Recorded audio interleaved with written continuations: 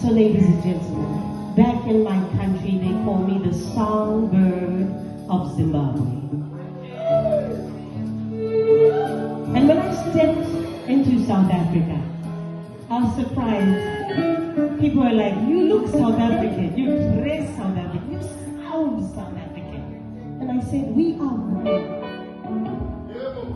Maternally, my grandmother came from South Africa, so it's in my blood. And I lock my hair because I'm proudly African, and I'll rock that natural hair as it is. I will dress African because I appreciate being African. So I told the band, we're not playing covers. We're gonna do a jam session. This was never rehearsed, guys. This is vibes. This is spiritual. So, I am from a royal bloodline. Vanilla Pomojina. Ukaya Kutajina. Vanilla Slave. Taxi.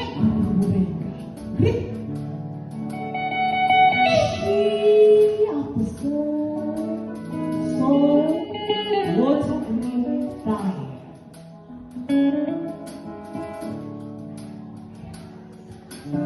And we're here to appreciate Women's Month in South Africa.